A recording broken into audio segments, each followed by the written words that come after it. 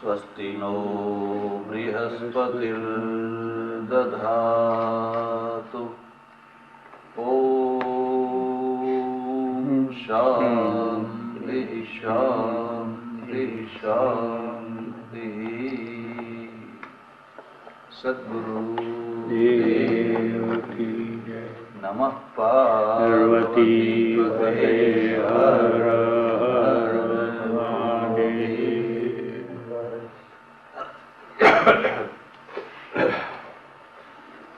દર્શનોની પ્રક્રિયા ચાલે છે.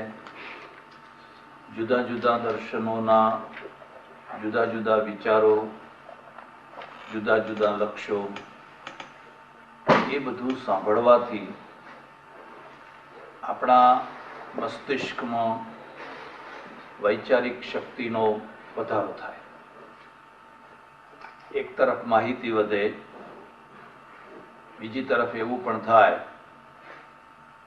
કે આ બધાની અંદર આપણે ક્યાં છીએ, આપણે શું વિચારવું જોઈએ કે શું નિર્ણય કરવો જોઈએ. અવૈદિક દર્શનો અને વૈદિક દર્શનો.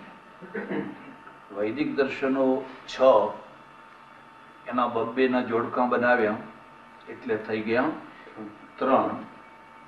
હવે જે બીજું જોડકું છે એનું નામ છે સાંખ્ય અને યોગ. સાંખ્ય અને યોગ. સાંખ્યના રચનાર છે મહર્ષિ કપિલ અને યોગના રચનાર છે મહર્ષિ પતંજલિ. આ જે કપિલ છે એ આ બધા દર્શનકારોમાં સૌથી વધારે જૂના છે, પ્રાચીન છે એવી માન્યતા છે. એટલે એમને વૃદ્ધ તરીકે પણ ઓળખે છે. અને એ ગુજરાતના છે, સિદ્ધપુરના છે, એટલે આપણે ગૌરવ લઈ શકીએ. સાંખ્ય દર્શન બહુ મહત્વનું છે, અત્યંત મહત્વનું છે. આજના વૈજ્ઞાનિક સંદર્ભમાં આટલું પ્રાચીન દર્શન હોવા છતાં પણ તમે એનો ઘણો વિજ્ઞાન સાથે મેળ કરી શકો એમ છે.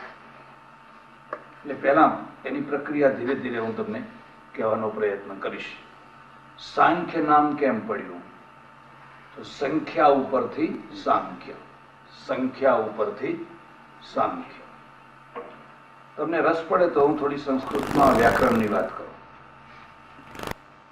આમ તો દરેક વ્યાકરણમાં, પણ સંસ્કૃતમાં વ્યાકરણમાં નવા નવા શબ્દો બનાવવાની બહુ મોટી ટંકશાળ છે. કદાચ એટલી મોટી ટંકશાળ બીજા કોઈ વ્યાકરણમાં નથી. માનો કે સિંધુ દેશ છે.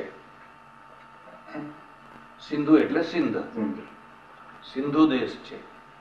હવે સિંધુ દેશમાં જે નમક ઉત્પન્ન થાય, મીઠું ઉત્પન્ન થાય, એને સંસ્કૃત વાળા શું કહે છે? સૈંધવ.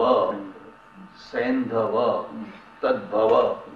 સિંધુ દેશમાં જે ઉત્પન્ન થાય એનું નામ થયું સૈંધવ.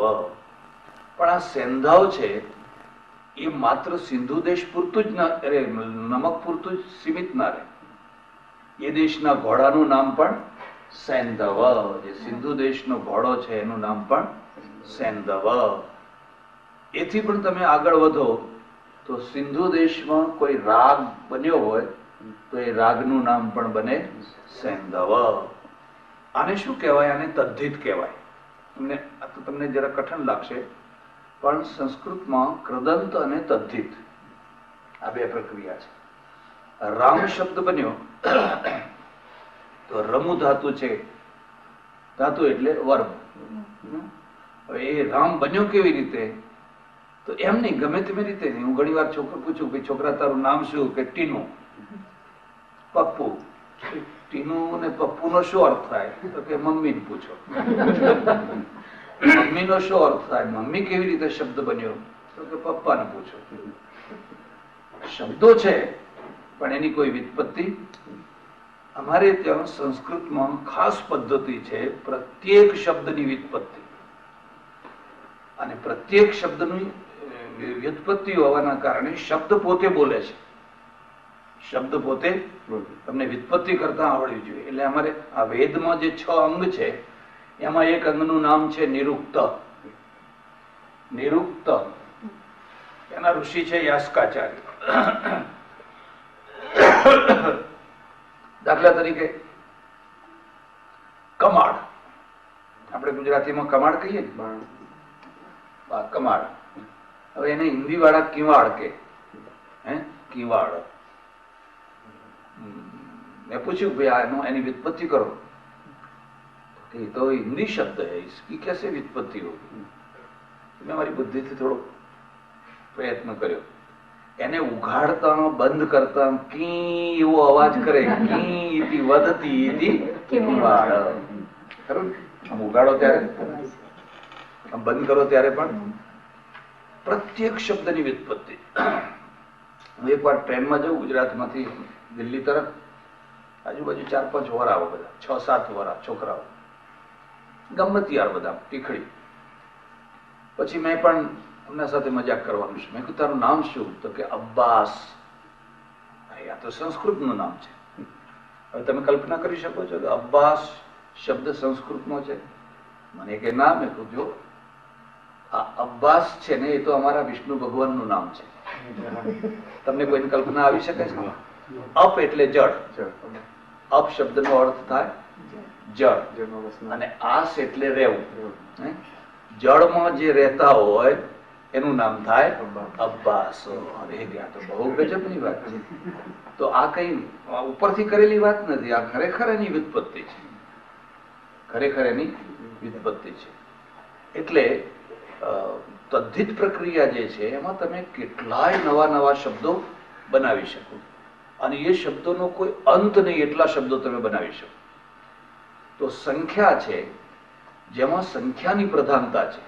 પેલામાં વિશેષની પ્રધાનતા હતી. વિશેષની પ્રધાનતા હતી એટલે નામ પડ્યું વૈશેષિક. દર્શનનું નામ પડ્યું વૈશેષિક.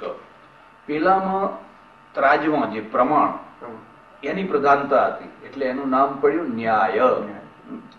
ન્યાયાલયમાં શાનું પ્રતીક હોય છે? ત્રાજવાનું જ હોય છે ને. એટલે એનું નામ પડ્યું ન્યાય. એટલે હવે આ ન્યાય નામ પડ્યું એ કઈ એમ ગમે તેમ નથી પડ્યું કે જેમ પેલું ટીનુ ને પપ્પુ ને ફલાણા ને ફલાણા, ડિંકુ ને ફિંકુ ને. હવે આ બધા શું? તો આ નામના પાછળ કઈક મેસેજ છે, વ્યુત્પત્તિ છે. તો હવે આ લોકો કહે છે કે આ બ્રહ્માંડ જે છે એ બ્રહ્માંડના મૂળ તત્વો 25 છે. કેટલા છે? 25 સંખ્યા છે. આમ તો એ 2 જ માને છે. આમ કેટલા માને છે? 2 જ માને છે. હું તમને બધું પછી વિસ્તારથી કહીશ. તો પહેલા 2 થી શરૂઆત કરીએ. 2 તત્વો છે મૂળ. અચ્છા, બીજી એક વ્યાખ્યા કહું. તત્વ એટલે શું? તત્વ એટલે મૂળ, એને તત્વ કહેવાય. અત્યારે આપણે વિજ્ઞાનની દ્રષ્ટિએ કેટલા 108 કે એટલા બધા એલિમેન્ટ્સ. તો આ લોકો કહે છે કે મૂળમાં 2 જ તત્વો છે. એકનું નામ છે પ્રકૃતિ અને બીજાનું નામ છે પુરુષ. આ જે પ્રકૃતિ અને આ પુરુષ એ જ પૌરાણિક પદ્ધતિમાં થયું શિવ અને પાર્વતી. શિવ અને પાર્વતી. શિવ અને પાર્વતી છે એ કોઈ ઐતિહાસિક નથી. એટલે આના બેના આરોપક થયા. હવે આ જે પ્રકૃતિ છે એમાંથી 24 તત્વોની ઉત્પત્તિ થાય.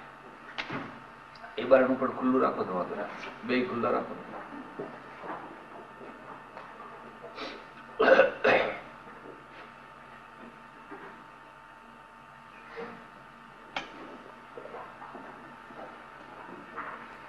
હા, તો આ જે પ્રકૃતિ છે એ પ્રકૃતિમાંથી બ્રહ્માંડો થાય છે, પુરુષમાંથી નહીં. આ લોકો શું માને છે કે કોઈ ઈશ્વર નથી. આ સૃષ્ટિની રચના પ્રકૃતિમાંથી આપોઆપ થયા કરે છે. કોઈ એનો રચનારો, જેમ પેલા નૈયાયિકો કહે છે નિમિત્ત કારણ ઈશ્વર છે, એવો કોઈ ઈશ્વર. તો આ પ્રકૃતિમાંથી કેવી રીતે તત્વો થાય છે? તો આની એક કારિકા છે, સાંખ્ય કારિકા, અને એ એમ કહે છે કે મૂળ પ્રકૃતિ પ્રકૃતિ વિકૃતય સપ્ત ષોડશકસ્તુ વિકારો ના પ્રકૃતિ ના વિકૃતિ પુરુષ. તત્વોને 4 ભાગમાં વહેંચ્યા છે. તમને હું સરળતા ખાતર સમજાવું છું આપણી લૌકિક પદ્ધતિથી. કેટલાક પુરુષો છે ને એ બાપ જ હોય, ખ્યાલ આવે? કોઈના દીકરા હોય.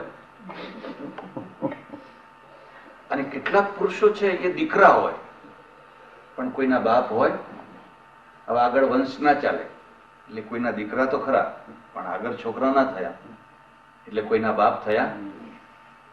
કેટલાક લોકો એવા હોય કે દીકરાએ હોય ને બાપે હોય, કોઈનો દીકરો હોય અને પછી આગળ બાળકો થાય એટલે કોઈના બાપ થાય.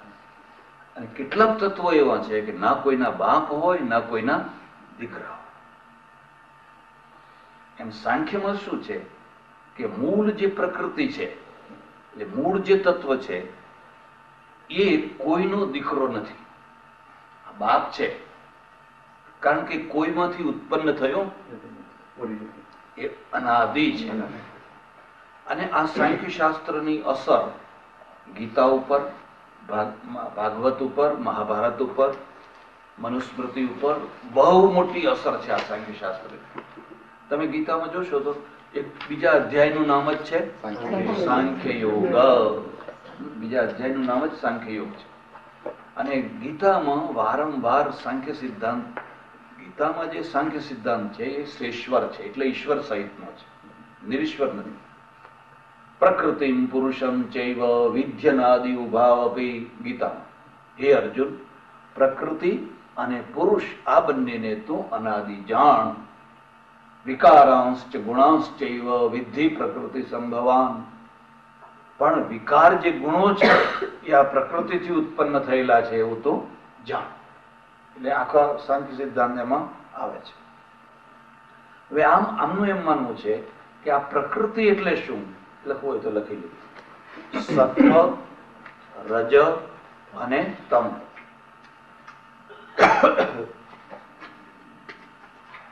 સત્વગુણ, રજોગુણ અને તમોગુણ, આ 3 ગુણોની સામ્યાવસ્થાનું નામ છે પ્રકૃતિ. સામ્યાવસ્થા અને વિષમાવસ્થા 2 અવસ્થાઓ છે. સામ્યાવસ્થા એટલે શું એ પણ સમજવા જેવું છે. માનો કે તમારા ઘરમાં 1 શેર મીઠું છે, 1 શેર હળદર છે, 1 શેર મરચું છે. હવે ત્રણેયને તમે મેળવો તો ત્રણેયનું માપ કેવું રહ્યું? સમાન રહ્યું. એમ પ્રકૃતિમાં સત્વગુણ, રજોગુણ અને તમોગુણ જયારે બિલકુલ ઇક્વલ થઈ જાય, સમાન થઈ જાય, એટલે એનું નામ કહેવાય સામ્યાવસ્થા. તમને નવી લાગશે કે આ સામ્યાવસ્થાનું નામ જ પ્રલય છે. હા, સામ્યાવસ્થાનું નામ જ છે પ્રલય છે. એટલે તમે એને રાજકારણમાં પણ ઘટાવી શકો કે બધાને જો સમાન કરી દો તો પ્રલય. રશિયાએ કર્યું. જો તમે બધાને એક સરખા બનાવી દો તો એનું નામ થાય પ્રલય. ત્યારે ઉત્પત્તિ થવાની હોય એને વિષમાવસ્થા કહે. વિષમાવસ્થા એટલે શું? કે સત્વગુણ ઓછો થાય અથવા વધી જાય, રજોગુણ ઓછો થાય અથવા વધી જાય, તમોગુણ ઓછો થાય અથવા વધી જાય. આ 3 ગુણોમાં જે વધઘટ થવું, બસ એનું નામ છે સૃષ્ટિની રચના. સૃષ્ટિની ઉત્પત્તિ. પ્રલય કાળમાં ત્રણેયની સામ્યાવસ્થા. બરાબર. હવે આ સત્વગુણ, રજોગુણ અને તમોગુણ, આ ત્રણ તત્વો છે. એને તમે ગુજરાતીમાં વધારે સારી રીતે સમજવું હોય તો લાલ, પીળો ને વાદળી મૂળ રંગ કહેવાય. ને બાકીના બીજા બધા મેળવણીથી. આ ત્રણ ને તમે એકબીજામાં મેળવો તો તમારે જેટલા કલર કરવા હોય એટલા કરી શકો. મૂળ રંગો તો આ ત્રણ છે. જરા વધારે પેલા જે નૈયાયિકો છે એમણે કહ્યું 7 પદાર્થો છે, અને આમણે કહ્યું ત્રણ સત્વ, રજ અને 3 છે. સંગીતની દૃષ્ટિએ જુઓ તો ભારતીય જે સ્વરો છે એ કેટલા છે? સા, રે, ગ, મ, પ, દ, સા. અને અહીંયા બધું જે વાગે છે કેટલા સ્વરમાં વાગે છે? 3 સ્વરમાં. પેલું બેન્ડ વગાડતા હોય ત્યારે તમે જોજો, એને મોટા મોટા જે વાગતા હોય એને 3 જ હોય. તે જે તમે 7 સ્વરોમાં જે વગાડો છો એ બધું 3 સ્વરોમાં પણ વગાડી શકાય. ક્લેરિયોનેટ હોય ને જે, એમાં તો 7 થી વધારે હોય. ખરેખર તો 7 સ્વરો કરતા પણ તમે વધારે સ્વરોનો ઉપયોગ કરી શકો છો, પણ મૂળ છે એ 7 સ્વરો છે. અને અહીંયા જે મોટા ભાગે પ્રચલન છે એ છે 3 સ્વરો. અને એના કારણે સંગીતની આખી જે ધારા છે ને એ ધારા બદલાઈ ગઈ. આખી ધારા બદલાઈ ગઈ. એટલે આમનું એમ કહેવું છે કે આ 7 પદાર્થો માનવાની જરૂર નથી. એક જ પદાર્થ છે, પ્રકૃતિ એક જ છે. પુરુષ તો હવે પ્રકૃતિ છે એની પ્રકૃતિમાંથી સૌથી પહેલું તત્વ થાય એનું નામ છે મહત. લખી લે. સૃષ્ટિની રચના કેવી રીતે થાય છે? તમે એક વૃક્ષ બનાવી શકો. પ્રકૃતેર મહાન કારિકા એવી છે કે પ્રકૃતિથી જે પહેલું તત્વ થાય એનું નામ છે મહત તત્વ. મહતો અહંકાર, મહત તત્વથી અહંકાર. અને અહંકાર છે તો એનાથી છે સપ્ત ગણ, એનાથી પાછા 7 તત્વો થાય. મહતો અહંકાર તસ્માદ ગણશ્ચ 16. પ્રકૃતિર મહાન તતો અહંકાર તસ્માદ. એ જે 5 તત્વો છે ને એ તન્માત્રાઓ છે. 5 ભૂતોની 5 તન્માત્રાઓ. પછી આગળ એક મન આવે છે, અને એમાંથી પાછા તત્વો ઉત્પન્ન થતા થતા કુલ તત્વો થાય 24. 16 ને 7 23 ને મૂળ પ્રકૃતિ 24. પછી ઇન્દ્રિયો વગેરે થઈ 10 ઇન્દ્રિયો થઈ અને કુલ તત્વો થાય 24. આમાં થોડી પૌરાણિક વાત પણ તમને કહીશ. આ સાંખ્ય લોકો શું કહે છે કે સૌથી પહેલું તત્વ કયું થાય છે? એ કહે છે બુદ્ધિ થાય છે. મહત એટલે બુદ્ધિ. પહેલી જે વસ્તુ બને છે એનું નામ છે બુદ્ધિ, મહત તત્વ. એટલે પાર્વતીનો જે પહેલો દીકરો છે એનું નામ શું છે? ગણેશ. પાર્વતીનો જે પહેલો દીકરો છે ને એનું નામ છે ગણેશ. જ્યારે પૌરાણિક રીતે જુઓ તો પાર્વતી બધો મેલ ઉતારે છે, ખરું ને? નાવા બેસે છે ને કોઈ છે નહીં એટલે મેલ ઉતારીને પૂતળું બનાવીને ફૂંક મારે છે. હવે શિવજી તો સમાધિમાંથી આવે છે એટલે પેલો છોકરો કહે છે નહીં જવા દે, મારી માં નાવા બેઠેલી છે, માથું કાપી નાખે છે. કશી વાત ગળે ના ઉતરે એવી છે. હવે પાર્વતીને એટલો બધો મેલ હતો કે આખું પૂતળું બની જાય. આ જે જુમ્મા પે જુમ્મા કરનારા હોય એ તો પેલા બાથડે હોય ને, રવિવારે નાય તો એમને કદાચ આટલો બધો મેલ તો પાર્વતી તો મહિને નાતા હશે કે પછી વર્ષે નાતા હશે કે આખા પ્રલય કાળ પછી એક વાર નાતા હશે, પણ આખો મેલ નું પૂતળું બનાવી. હવે શિવને એટલી ખબર નથી કે આ પાર્વતીએ મેલ ઉતારીના છોકરો. હવે એ આમ સર્વજ્ઞ છે, માથું કાપી નાખે છે. હવે આવું તો કોઈ સામાન્ય માણસ હોય એ બહુ તો ધક્કો મારીને એક તરફ કરી દે, ચાલ આ તો મારું ઘર છે, તું રોકનારો કોણ? પણ રીતસરનું માથું કાપી નાખે. અને માથું કાપીને પછી પાર્વતી કરે, તમે આ શું કર્યું? આ તો આપણો છોકરો છે. પછી પશ્ચાતાપ થાય છે, હવે શું કરવું? હવે એક હાથીનું માથું લઈ આવ્યા પાછા. ક્યાંક હાથી ચરતો હશે તો હાથીનું માથું લઈ આવ્યા અને પેલા ગણેશના ઉપર. તો હવે કોઈ વિચાર કરો કે 5-7-10 વર્ષના છોકરાનું ગળું કેવું હોય, હાથીનું ગળું કેવું હોય, એના કઈ આમ ડોક્ટરી રીતે ટાંકા વાંકા લઈ શકાય કે એને જોઈન્ટ કરી શકાય કે હાથીનું માથું જેવું હોય કે આખું પેલું છોકરું જ અંદર જતું રહે? પણ આ આખી વાત છે ને, કદી કોઈ એના ઉપર રિસર્ચ જ નથી કરતા. આ સાંખ્યની વાત છે, મૂળમાં આ દાર્શનિક વાત છે. દાર્શનિક વાતને પૌરાણિક લોકો એને પાત્રોના દ્વારા આકાર આપીને કહેવાનો પ્રયત્ન કરે છે. પાર્વતી નાવા બેઠી એટલે આપણે એમ માનીએ છીએ કે કોઈ પણ શુભ કર્મની શરૂઆત સ્નાનથી થાય.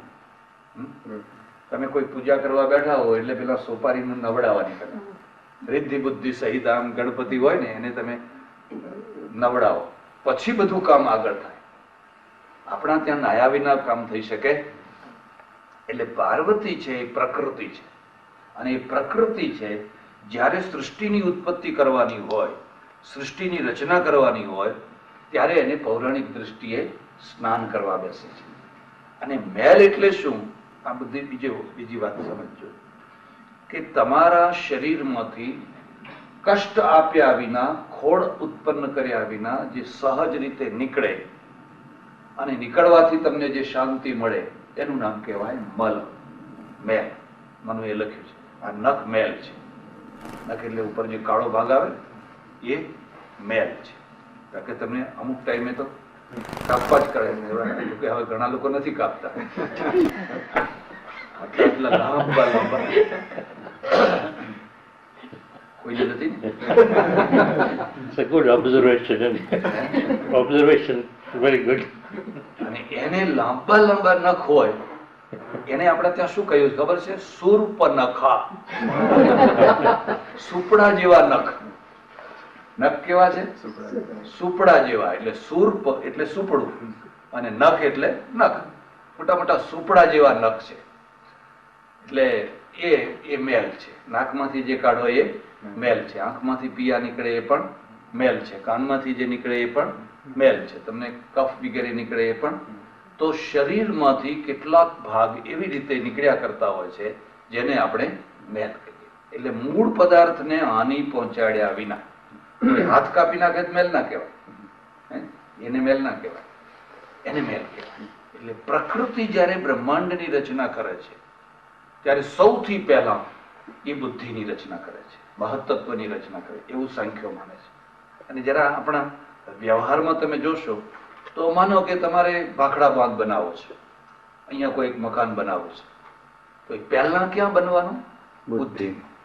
પછી બુદ્ધિનું કાગળ ઉપર પ્લાન થઈને આવશે અને પ્લાન વાળું પછી થશે. પહેલા આર્કિટેક્ટ.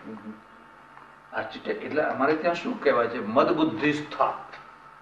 જે તમે નિર્માણ કરો છો એ પહેલા તમારી બુદ્ધિમાં આવે છે, અને બુદ્ધિને પછી તમે એ નિરાકાર બુદ્ધિને તમે કાગળ ઉપર આકાર આપો છો.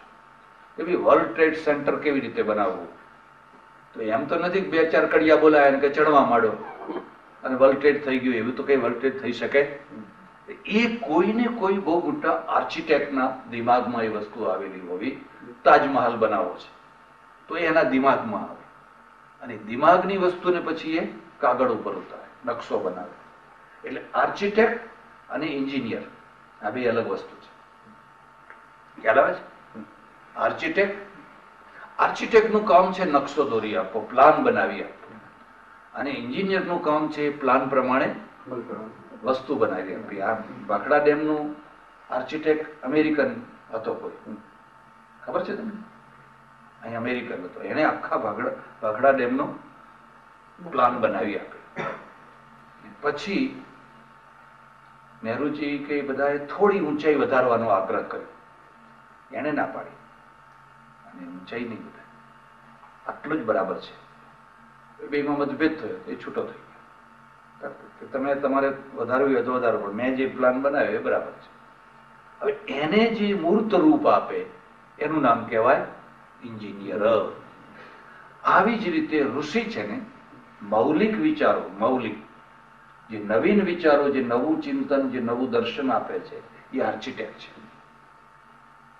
અને એને જે મૂર્ત રૂપ આપે છે, માનો કે ચંદ્રગુપ્ત હોય, ચાણક્ય છે એ આર્કિટેક્ટ છે અને ચંદ્રગુપ્ત છે એ એન્જિનિયર છે. એટલે એને જે મૂર્ત રૂપ આપે એ પછી એને આપણે ધાર્મિક ક્ષેત્રમાં આચાર્ય કહો, તમારે જે એને નામ આપવું હોય આપો. એમ આમનું એમ કેવું છે કે પહેલા બુદ્ધિની સૃષ્ટિ થાય છે. એટલે આપણે પહેલા ગણપતિની સૃષ્ટિ એટલા માટે કરી. તમને એટલા માટે કહું છું કે કદાચ કોઈ બીજા ધર્મવાળો તમને પૂછે તો પણ તમે એને જવાબ આપી શકો છો. એમાં બધી વાતો લખેલી છે, એટલે અહીં બધો વિસ્તાર નહીં. પછી હાથીનું માથું ચડાવવાની શી જરૂર છે? એટલે આપણે શું માનીએ છીએ કે બુદ્ધિના બે પ્રકાર છે, એક અને બીજી શૈવી બુદ્ધિ. ઈચ્છા થાય એ તો પ્રાકૃતિક છે કે છોકરાના આગળ તમે આ વસ્તુ મૂકો એટલે મોઢામાં નાખશે, ગમે તે હોય એ લઈને તરત જ. હવે એની પાસે લેવું અને ખાવું એ બે સિવાય અત્યારે એનો કોઈ બીજો વિકાસ થયો નથી. પણ આખી જિંદગી આ જ પ્લાન ઉપર ચાલે છે. પછી એ 60 વર્ષનો થાય કે 70 વર્ષનો થાય, આખી જિંદગી તમે જોશો તો આ જ પ્લાન ઉપર આખું જીવન ચાલે છે. તમારા ઘરમાં હું આવું અને ઘડિયાળ મને ગમી જાય એટલે આ ઘડિયાળ બહુ સરસ છે, એટલે પેલા ડાયા માણસ હોય સારું મારે અત્યારે લઈ જાઉં. વખાણનો અર્થ એ જ છે, ના ના ના ના ના લઈ જાઓ, સારું લઈને ગજવામાં. હવે પેલું છોકરું ને મોટા માણસમાં અંતે તો કશો ફરક નથી. જો એ બીજો વચ્ચે કોઈ લઈ લે તો એ રડવા બેસે છે. એમ કોઈ આવીને ગુંડો આવીને પિસ્તોલ બતાવીને લઈ જાય તો રડવા બેસે છે. જો શક્તિ હોય તો વિરોધ કરે છે, ના શક્તિ હોય તો રડવા બેસે છે.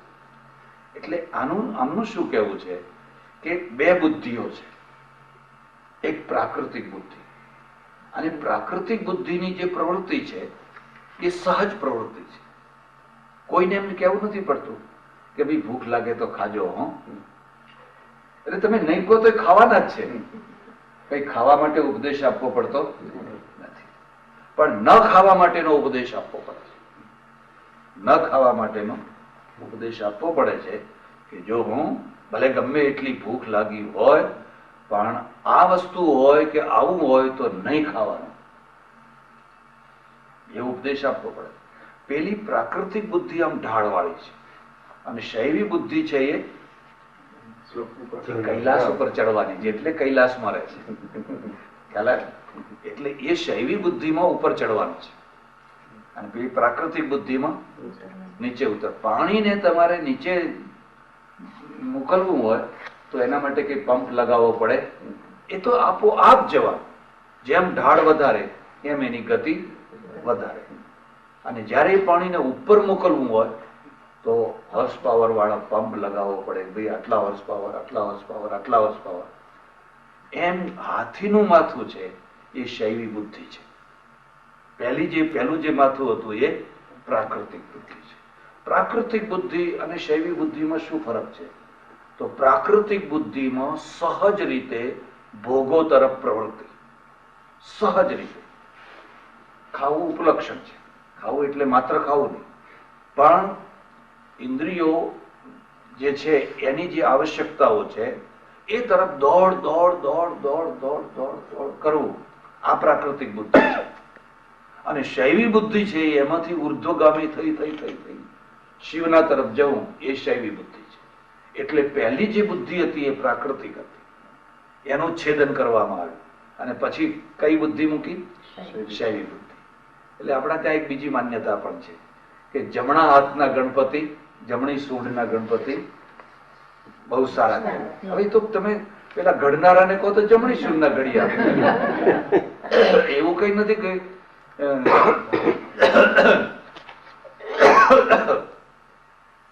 પણ જમણી સૂંઢના ગણપતિ બહુ સારા કેમ? કદી છેતરાશો નહીં. તમે દેશમાં જાઓ એટલે એક તો જમણો શંખ તમને લોકો બધા આપે, અને ખાસ કરીને અહીંથી લોકો આવ્યા હોય એટલે ઘણા લોકો જમણો શંખ લેવા માટે પડાપડી કરે. જમણો શંખ જો ઘરમાં રાખીએ ને, પૈસો આવે, ઢગલા બંધ પૈસો આવે. એટલે પૈસો હમણાં તો આવે કે ના આવે, પણ પેલો જમણા સંઘ વાળો તમારો પૈસો એને તો પૈસો થઈ જાય. એવું કશું નથી. પછી આ રુદ્રાક્ષ છે ને, એના નામે પણ લોકોને એટલા છેતરે છે. એક તો ગૌરીશંકર, એટલે બે રુદ્રાક્ષ ભેગા થયેલા હોય ને એને ગૌરીશંકર કહેવાય. જરા દુર્લભ હોય, એવા ઘણા રિયલ હોય છે. પણ હવે મોટા ભાગે લોકો બનાવટી વેચે છે. બનાવટી શું કરે, બે રુદ્રાક્ષ લઈને એને ઘસે, પછી પેલું કંઈક ચોંટાડવાનું આવે ને એના દ્વારા ચોંટાડી દે. અને પછી કોઈ બહારનો એવો તેવો માણસ કે ગૌરીશંકર લઈ લો, ગૌરીશંકર લઈ લો. પછી કેટલા એ જુએ કે હવે આ ડોલર વાળો છે, પાઉન્ડ વાળો છે, રૂપિયા વાળો છે, એના આધારે ભાવ એ 5000 લે, 2000 લે, 1000 લે, એવી રીતે આપે. ખરેખર એ ચોંટાડેલો હોય. તમે બહુ ઉકળતા પાણીમાં નાખો ને અને પછી જોર કરો એટલે જુદો પડી જાય. એ તો છેતરવાની વાત થઈ. એમ એકમુખી રુદ્રાક્ષ, આ પંચમુખી છે. મોટા ભાગે બધા પંચમુખી હોય છે, પણ કોઈ 4 મુખી હોય, 3 મુખી હોય, 6 મુખી હોય, 7 મુખી હોય.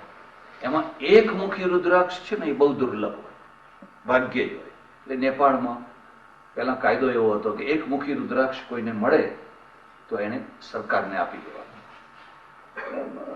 મહત્તા વધી.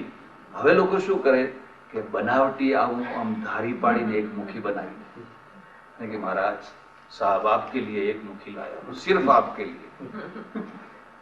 20,000 રૂપિયા એક રુદ્રાક્ષની કિંમત, 20,000 રૂપિયા. અને આ પંચમુખી રુદ્રાક્ષ જે આવે જરા મોટા, એ 50 રૂપિયા, 100 રૂપિયા, 200 રૂપિયા, 25 રૂપિયા. અમારા એક ઓળખીતા સાધુ છે, અમે પેલા ઘણા ભેગા રહેલા, સાથે રહેલા, પહેલેથી જ મને ખબર. હું તમને શું વાત કરું, બોરસદમાં સૂર્ય મંદિરની પ્રતિષ્ઠા વખતે 2-3 વખત આવેલા. આવડો કોથળો ભરીને લઈ આવે, મોટો કોથળો ભરીને લઈ આવે, અને આવડા પંચમુખી રુદ્રાક્ષો. એ લોકોમાં જાહેરાત કરે કે આ એક દાણો તમે બાંધશો તો તમારા 3 જન્મના પાપ બિલકુલ ધોઈને સાફ થઈ જશે. અને 11 રૂપિયા એક રુદ્રાક્ષના, 11 રૂપિયા. અરે 2-3 દિવસમાં તો આખો કોથળો, બહેનો જ વધારે લે, આખો કોથળો ખતમ. હવે એ રુદ્રાક્ષ છે હું મારે ત્યાં રાખું આશ્રમમાં અને લોકોને મફત આપું. કારણ કે એની પહેલા મૂળ કિંમત 5 પૈસા હતી, અત્યારે 25 પૈસા થઈ હશે, જોઈએ એટલા મળે.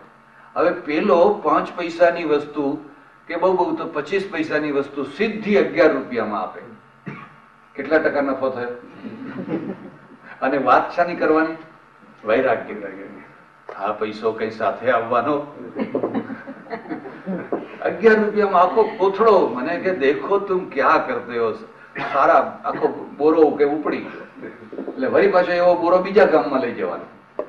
એટલે બીજું કઈ થાય કે ના થાય, આ રુદ્રાક્ષમાંથી જ પૈસા બધા ભેગા થઈ જાય. એટલે કદી એવું છેતરાવું નહીં, એવું કદી છેતરાવું નહીં. તો આ લોકો શું કહે છે કે આ જે ગણેશ છે ને, એ ગણેશ છે એ પહેલી આવૃત્તિ છે, પહેલી ઉત્પત્તિ છે. જરા બીજી વાત કરું, ગણેશ પછી આંખો રુદ્રાક્ષનું મહત્વ શું છે? એવું કશું નહીં, એવું કશું જ નથી. આ તો હું કાશીમાં રહેતો ત્યારે આ માળાઓ તો બહુ સસ્તી, 10, 12, 15 રૂપિયામાં અમે બધા લેતા. પછી કોઈએ ક્યાંથી ખબર નહીં એક અફવા ચલાવી દીધી કે ભાઈ બ્લડ પ્રેશર હોય ને, હાર્ટ હોય ને, રુદ્રાક્ષ પહેરો. જે પૈસાદાર લોકો એના ઉપર તૂટી પડ્યા. આજે આ માળાની કિંમત 500 રૂપિયા, 1000 રૂપિયા, 2000 રૂપિયા, 5000 રૂપિયા. હા, તો બધા પૈસાદાર લોકોએ મોંઘી કરી. એની કોઈ અસર એવી બધી નથી, પણ છતાંય લોકો પહેરે. ચાલો, પેલા તુલસીનો પ્રચાર કરે તો આ રીતે આપણે રુદ્રાક્ષનો પ્રચાર થાય તો એટલે પહેલી વસ્તુ ઉત્પન્ન થઈ એનું નામ છે ગણેશ. બુદ્ધિ એટલે ગણેશ બુદ્ધિનો દેવ છે. ગણેશને આપણે શું માનીએ છીએ? બુદ્ધિનો દેવ છે. એને બે પત્નીઓ છે પાછી, રિદ્ધિ અને સિદ્ધિ. એને બે પત્નીઓ. બધું બહુ સરસપણે ચર્ચા નહીં કરું. પછી જે બીજો પુત્ર થયો એનું નામ શું છે? કાર્તિકેય. કૃતિકાઓ. તો હવે પેલા શું કહે છે કે આ જે પ્રકૃતિથી મહાન અને મહાનથી પછી અહંકાર, અને અહંકારથી પછી 16 ગણ, 16 ગણો થયા, અને પછી પંચતન માત્રાઓ થઈ. એટલે 16 ને 5 21, 21 ને અહંકાર 22, અને 22 ને મહત્તત્વ 23, અને મૂળ પ્રકૃતિ 24, અને 25મો પુરુષ, એટલે 25 તત્વો થયા. હવે આ જે વાતને જો બરાબર મેળવવી હોય તો તમે ફરી પાછી મેળવો કે આ જે 6 મુખ વાળો કાર્તિક સ્વામી છે, કાર્તિક સ્વામીને કેટલા મુખ છે? 6 મુખ છે. હવે 6 મુખનું શક્યતા ખરી? આ દર્શનની રીતે જો તમે એને મેળવવા માંગો તો એમ કહેવા માંગે છે કે મહત્તત્વથી અહંકાર થાય, અને અહંકાર એટલે કાર્તિક સ્વામી, અને એ કાર્તિક સ્વામી છે એને પછી 6 તત્વો, 6 મુખો થાય. એટલે પંચ તન્માત્રા, 5 જે તન્માત્રાઓ છે, અને 6ઠું મન, એ રીતે એને 6 મુખ થાય. આ બધે જે કલાકારોએ મૂર્તિની આકૃતિ આપેલી છે એ બધી એમનેમ આપેલી, એની પાછળ પણ કંઈક હેતુ છે. એટલે મૂળ વાત ઉપર આવો તો પ્રકૃતિ મહાન અને તતો અહંકાર, મહત્તત્વથી પછી અહંકાર. અને અહંકાર એટલે શું? અહંકાર એટલે ઈગો નહીં, ઈગો નહીં, પોતાના અસ્તિત્વનું ભાન, નોટખટ, પોતાના અસ્તિત્વનું ભાન. પોતાના અસ્તિત્વનું ભાન એ ઈગો નથી, એ નેચરલ, કુદરતી છે.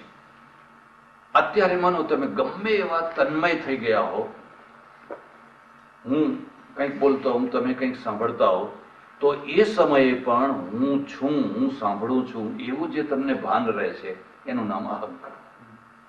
તમે લખતા હો, વાંચતા હો, ખાતા હો, ઊંઘતા હો, જાગતા હો, કોઈ પણ ટાઈમમાં કદી પણ તમને એવું થાય છે કે ભાઈ જરા તપાસ કરો ને, હું છું કે નહીં, હું છું કે નહીં? એવું કદી કોઈ નહીં. ગાડામાં ગાડો માણસ હોય એને બીજું બધું થાય, પણ પોતાના અસ્તિત્વ વિશે એને કદી શંકા થતી. એ પોતાના અસ્તિત્વનું સતત જે ભાન રહેવું, એ ભાનનું નામ છે અહંકાર. પછી ઈગો શું છે?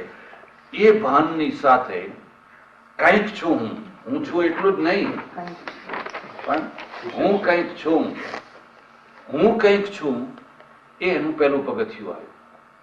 પછી એનું બીજું પગથિયું શું આવ્યું? હું તારા કરતા વધારે છું, તારા કરતા ચડિયાતો છું, એ એનું એથી વધારે પગથિયું આવ્યું. એના ઉપરનું પગથિયું શું આવ્યું? હું બધા કરતા મારા જેવું કોઈ નથી, આ ત્રીજું પગથિયું આવ્યું. એટલે પછી ઈગો થયો, પણ મૂળમાં તો અહંકાર છે. અને એ કોઈ દુઃખદાયી, નુકસાનકારક નથી, પણ એ જીવન માટે જરૂરી છે, અનિવાર્ય છે, કુદરતે મૂકેલું તત્વ છે. એટલે પ્રકૃતિ મહાન તતો અહંકાર તસ્માત ગણશ્ચ 16. એમાંથી પછી 16 ગણ એટલે 16 તત્વો ઉત્પન્ન થાય. આ 16 તત્વો શું છે? તો 5 જ્ઞાનેન્દ્રિયો, 5 જ્ઞાનેન્દ્રિયો.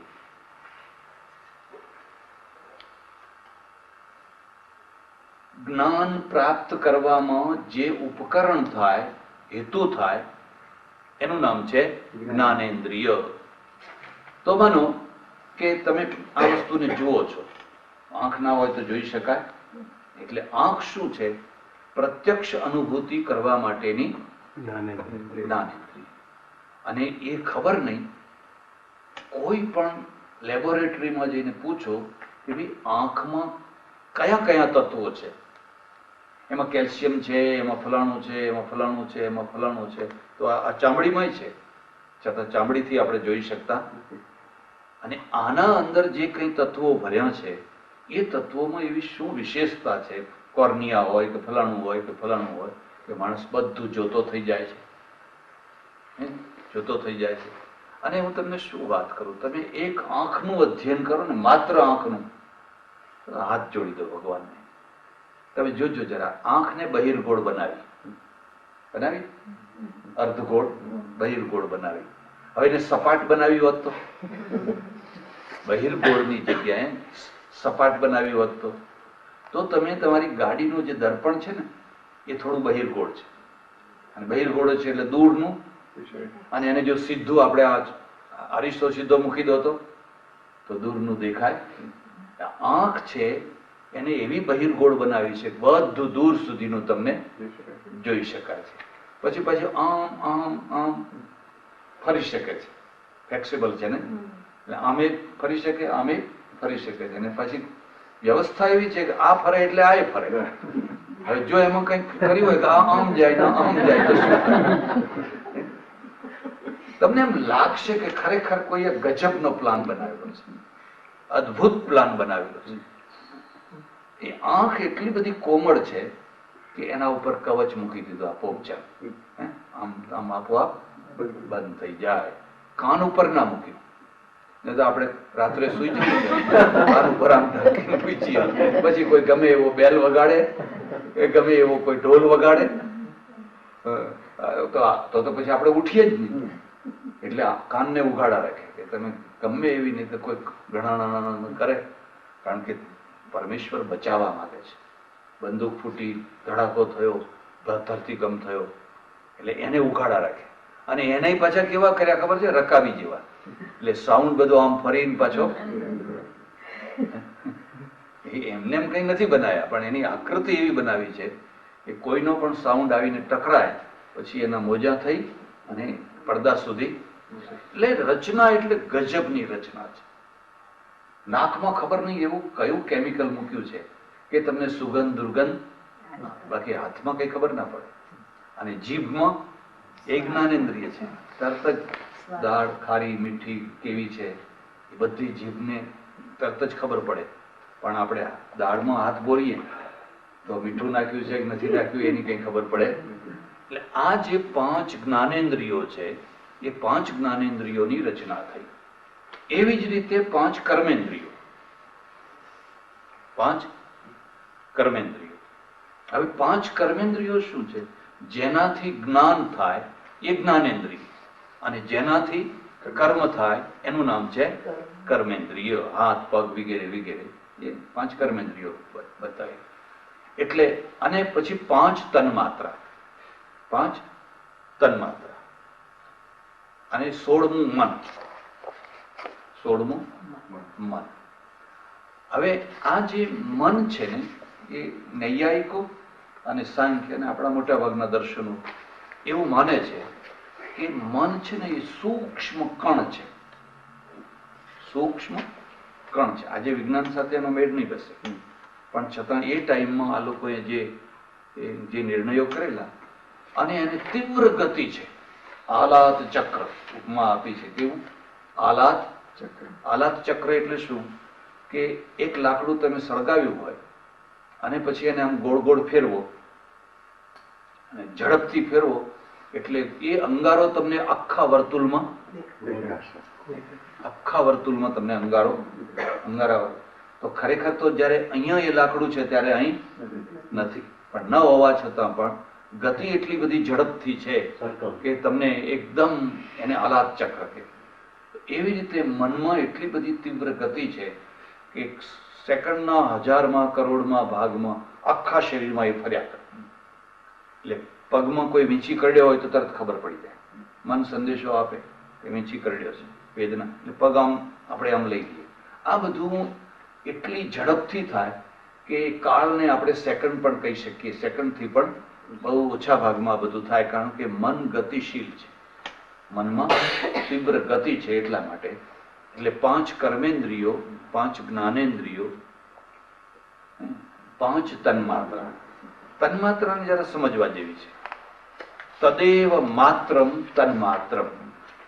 તદેવ એટલે એ જ વસ્તુ માત્ર હોય ત્યારે એને તન્માત્રા કહેવાય.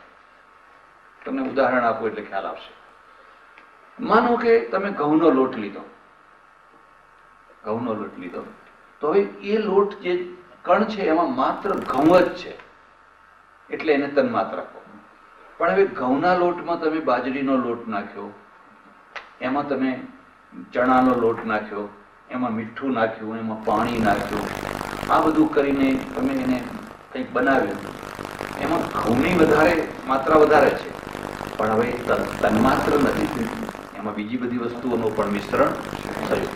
એમ આ જે 5 તન્માત્રાઓ છે એમાં પૃથ્વીમાં માત્ર પૃથ્વી, જળમાં માત્ર જળ, તેજમાં માત્ર તેજ, વાયુમાં માત્ર વાયુ, આકાશમાં માત્ર આકાશ, એ જ્યાં સુધી તન્માત્રાના રૂપમાં હોય ત્યાં સુધી એ ક્રિયા ના કરે, એટલે દૃષ્ટિગોચર ના થાય, એનો કોઈ અનુભવ થાય નહીં. પછી શું થાય? તો પછી એનું પંચીકરણ થાય. પંચીકરણ એટલે મિશ્રીકરણ. મિશ્રીકરણ એટલે એક માત્રા બીજી માત્રામાં ભળે, એને મિશ્રીકરણ, પંચીકરણ કહે. અને પંચીકરણ થાય એટલે પછી એ દૃષ્ટિગોચર થાય, પછી તમને પૃથ્વી દેખાવા લાગે. અને એટલે આજે તમે વિજ્ઞાનની રીતે જુઓ તો એ એક રીતે બહુ સાચી વાત છે કે પૃથ્વીના કોઈ પણ કણમાં જલ તત્વ છે જ, છે કે નહીં? એમાં વાયુ તત્વ છે જ, એમાં અગ્નિ તત્વ છે જ. એટલે માત્ર જે આ વ્યવહારમાં આવનારી પૃથ્વી છે એ કોરી પૃથ્વી નથી. નૈયાયિકોમાં આમાં શું ફરક પડ્યો ખ્યાલ આવે?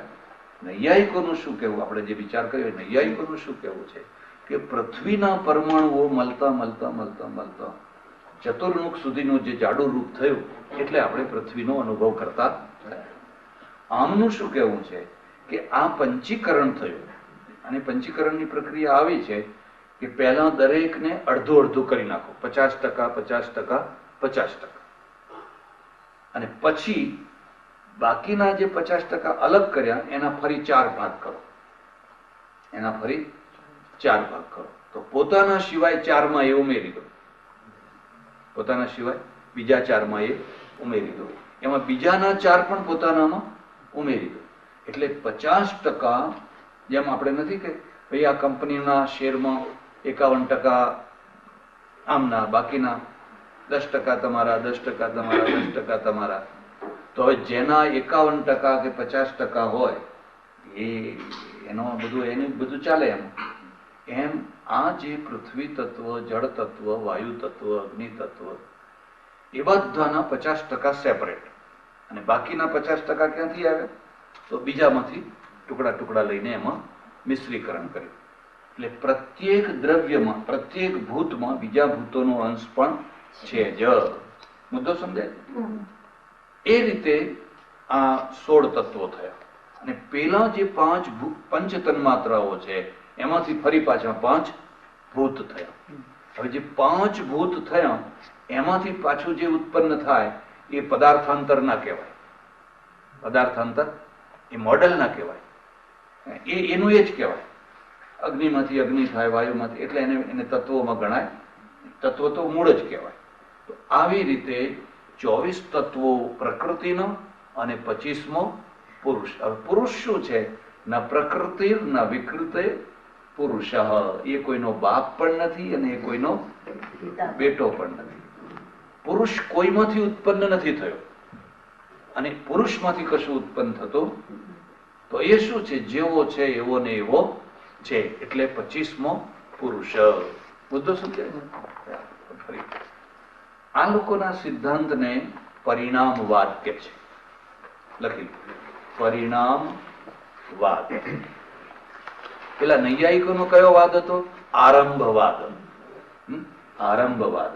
આરંભ કરવું, 2 ઈંટો, 4 ઈંટો, 10 ઈંટો, 20 ઈંટો થતો થતો આખો બંગલો, એ આરંભવાદ. આમનું શું કહેવું છે કે પરિણામ, એટલે આમની ખાસ કારિકા સિદ્ધાંત છે, લખવો હોય તો લખી લેજો. સર્વે હિ પરિણામિનો ભાવા, સર્વે હિ પરિણામિનો ભાવા રીતે ચિતિશક્તે, રીતે ચિતિશક્તે. ગુજરાતીમાં આ સંસ્કૃત લખવામાં કંઈક થોડુંક અશુદ્ધ લખાય તો ચિંતા નહીં કરવાની. આપણે ક્યાં પરીક્ષા આપવા જવું છે? આ તો ફરી કોઈ વાર ઈચ્છા થાય ને, યાદ કરવાની ઈચ્છા થાય, રિપીટ કરવાની થાય તો ખ્યાલ આવે. અને આવા થોડાક વાક્યો પણ તમને આવડતા હોય તો તમને એમ થાય કે આઈ એમ સમથિંગ. જેને ના આવડતું હોય ને એની આગળ જઈને શું પણ આવી એટલે એનો ગુજરાતી અર્થ થાય છે બધી વસ્તુ પરિણામશીલ છે. બધી જ વસ્તુઓ, બધા જ તત્વો પરિણામશીલ છે. રીતે એટલે વિના. રીતેનો અર્થ થાય છે વિના. ચિતિ શક્તિ, ચિતિ શક્તિ જે ચૈતન્ય છે, પુરુષ છે, એ પુરુષ સિવાયની બધી વસ્તુઓ પરિણામી છે. આમનું શું કહેવું છે કે ભાઈ કાર્ય કેવી રીતે ઉત્પન્ન થાય છે? નૈયાયિકોનું કેવું કેવું છે કે કાર્ય કેવી રીતે ઉત્પન્ન થાય છે? તો પેલો કહે છે આરંભવાદથી થાય છે, અને આ કહે છે પરિણામવાદથી થાય છે. દાખલા તરીકે માનો કે તમે દૂધ મૂક્યું, હવે દૂધમાંથી દહીં થયું, દૂધમાંથી દહીં થયું, તો એને શું કહેવાનું? પરિણામ. દૂધ દહીંમાં પરિણમ્યું. દૂધ પોતે જ દહીં બની ગયું, દૂધ પોતે જ દહીંના રૂપમાં બદલાઈ ગયું. એમ પ્રકૃતિ છે, એ પ્રકૃતિ પોતે જ વિશ્વમાં બદલાઈ ગઈ, વિશ્વમાં બદલાઈ ગઈ. એટલે જરા બીજી વાત પણ તમને કહીશ, જરા અઘરી છે પણ તમે ધ્યાન દેશો તો ખ્યાલ આવશે. લખવું હોય તો લખો. સત એટલે સતથી અસતની ઉત્પત્તિ, સતથી અસતની ઉત્પત્તિ. સામે લખો નૈયાયિક. સતથી અને અસતથી, અસતથી સતની ઉત્પત્તિ. બૌદ્ધ. અસતથી અસતની ઉત્પત્તિ. ફરી લખો બૌદ્ધ. અને સતથી સતની ઉત્પત્તિ. સાંખ્ય. થોડું કઠિન લાગશે, હું તમને સમજાવીશ એટલે ખ્યાલ આવશે. અને ભગવદ્ ગીતામાં જોશો તો આની છાયા છે. ભગવદ્ ગીતાના શ્લોકોમાં આની અસર છે. ના સતો વિદ્યતે ભાવો, ના ભાવો વિદ્યતે સતઃ, ઉભયોરપી દૃષ્ટોન્ત્વનયો તત્વદર્શિભી. હે અર્જુન, અસતથી કદી સત ઉત્પન્ન થાય નહીં. ના સતો વિદ્યતે ભાવો એટલે અસતથી કદી ભાવરૂપ પદાર્થ ઉત્પન્ન થાય. ના ભાવો વિદ્યતે સતઃ, અને સતથી કદી અસતની ઉત્પત્તિ થાય નહીં. એટલે આ અસત ખ્યાતિ. નૈયાયિકનું શું કહેવું છે કે કારણ સત છે, માટી સત્ય છે, પણ ઘડો ઉત્પન્ન થાય એની પહેલી ક્ષણમાં, ક્ષણની મારામારી છે, એની પહેલી ક્ષણમાં કારણ નષ્ટ થઈ જાય છે. કારણ નષ્ટ થાય તો કાર્યની ઉત્પત્તિ થાય. આમનું શું કહેવું છે કે કારણ નષ્ટ થતું, કારણ કાર્યમાં પરિવર્તિત થાય છે. બેનો ભેદ સમજાય છે?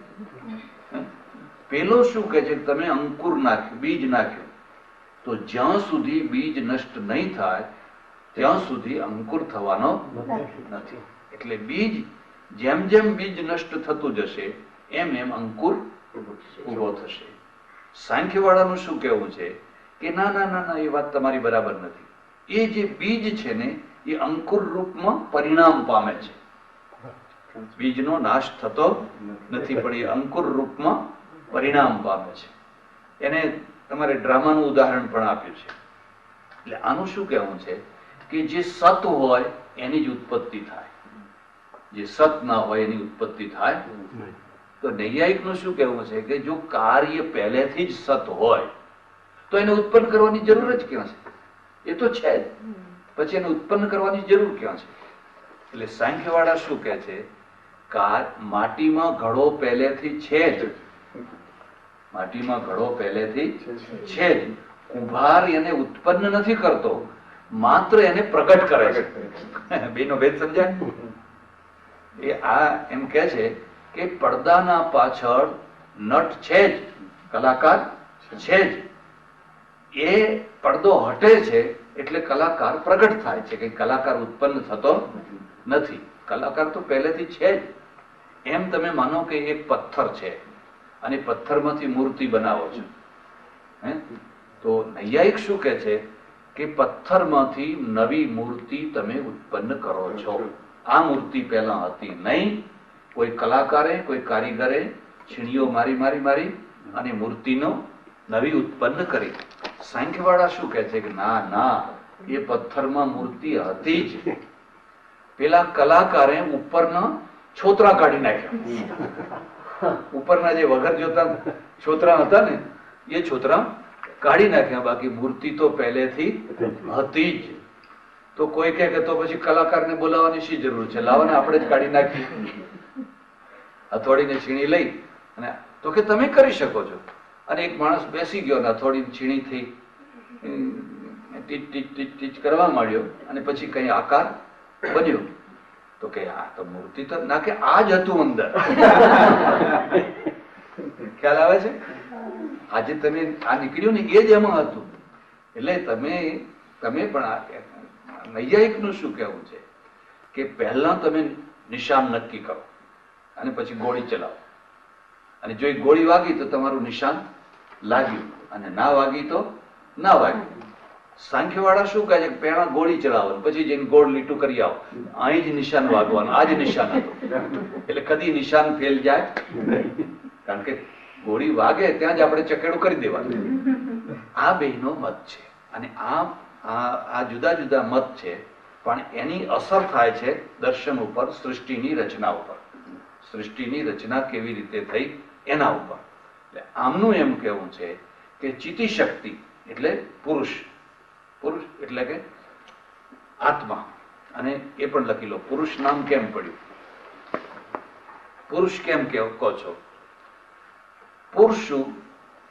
પુરુષુ શેતે આસ્તે ઇતિ પુરુષ. પુર એટલે નગર, પુર એટલે નગર. જે નગરમાં રહેતો હોય એનું નામ કહેવાય પુરુષ. તો આ જે શરીર છે ને એ નગર છે ને. તમે બધી નગરમાં જેટલી વ્યવસ્થા હોય એટલી બધી વ્યવસ્થા તમને આ શરીરમાં બધી જોવા મળશે. એમાં કિચન છે, ફલાણું છે, એમાં પેલી ગટર છે, નાળીઓ છે, એક વસ્તુ છે. એટલે આને આપણે પૂર માનીએ છીએ. એ પૂરની અંદર આ રહે છે, માટે એનું નામ છે પુરુષ. વ્યુત્પત્તિ થઈ ને. આપણે ગુજરાતમાં શું કર્યું ખબર છે? પુરુષોત્તમ, પરસોત્તમ. પુરુષોત્તમ તો મહારાષ્ટ્રમાં બોલે. પુરુષોત્તમ ગણેશ માવલંકર. અને આપણે ગુજરાતમાં તો ભાગ્યે જ કોઈ પુરુષોત્તમ બોલે. બધું બગાડીને જ બોલવાનું. એ પછી એના કેટલાય રૂપ થયા. પેલા ત્યાં વિશ્વનાથ એટલે વિશ્વનાથ, પુરુષોત્તમ એટલે પુરુષોત્તમ. હવે આપણા ત્યાં પુરુષોત્તમને અત્યંત માનથી બોલાવવા હોય એટલે ભાઈ લગાડવાનું. પુરુષોત્તમ ભાઈ અથવા પરસોત્તમ ભાઈ. મહારાષ્ટ્રમાં ભાઈ નહીં લગાડવાનું. એ જે નામ હોય, બાલ ગંગાધર તિલક, પણ બાલભાઈ ગંગાધરભાઈ એવું નહીં લગાડવાનું. આપણે તો જેના લગાવ્યું તો અપમાન લાગે. આપણે તો ભાઈ લગાડવું જ પડે. ત્યાં ગમે એટલો શરદ પવાર, મધુ દંડવતે. હવે આપણા ત્યાં કોઈ મધુ બોલે એને તો બહુ અપમાન જેવું લાગે. ગુજરાતમાં ભાઈ લગાવવાનું. એક, પછી પુરુષોત્તમ કે પરસોત્તમ કહો. બે, પછી એને પશાભાઈ કહો. પુરુષોત્તમની જગ્યાએ પશાભાઈ કહો. ત્રણ, પછી જેમ તમે કહ્યું એમ પશો કહો. મધુભાઈ કે મધુબેન કે એને બી ખબર પડે કે પુરુષ છે. હા ના, એ પછી એ જુદું કહું. પશો કહો ખરું. અને એથી નીચે લઈ જવું હોય તો પશલું. પશલું એમ. હવે તમે એક જ શબ્દ છે, એ શબ્દની કેટલી બધી વ્યુત્પત્તિ તમે જુદી જુદી કરી છે. મૂળમાં શબ્દ છે પુરુષોત્તમ. પુરુષોત્તમ.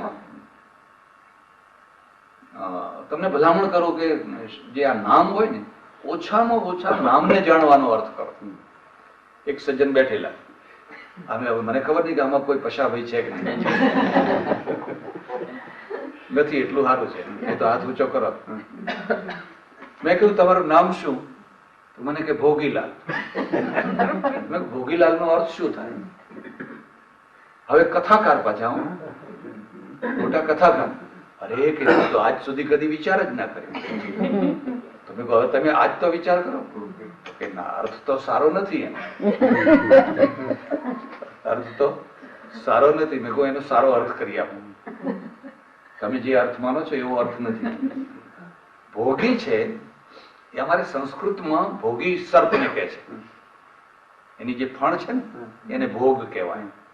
આ ફણ ચડાવે ને એને ભોગ કહેવાય ને એના ઉપરથી સર્પનું નામ છે ભોગી. એટલે શેષનાગનું નામ પણ છે ભોગી. એટલે હવે તમે શેષનાગ લાલ થયા. અરે મને કે આ તો સારું થયું. બાકી પેલો અર્થ કરો તો આ ચડોતરમાં તો અમારે ઘણાનું નામ શું ધોરીભાઈ હોય. અને ધોરીનો અર્થ શું થાય? બળદ. ધોરું ધોર પેલું ધોસરું વહન કરે ને એટલે એનું નામ થયું ધોરી. તો ઘણા ધોરીભાઈ હોય, ઘણા મરઘાભાઈ હોય, કચરાભાઈ હોય, પૂજાભાઈ હોય, ફલાણાભાઈ હોય. કેમ? કારણ કે છોકરા મરી જતા પહેલા એટલે સારા નામ પાડે. ગાંડાભાઈ હોય, ઘણા ખોડાભાઈ હોય, આ ભીખાભાઈ હોય, ખોડાભાઈ હોય. હવે બધા નામ સારા થવા માંડ્યા. એ તો તમારે એક ગામમાં 5-10 તો મણીઓ હોય, 5-10 કાશીઓ હોય, 2-4-5 ચંચળો હોય. એ ફરી ફરીને એના એ જ નામ. નામ સારામાં સારા જોવા હોય તો બંગાળી હોય.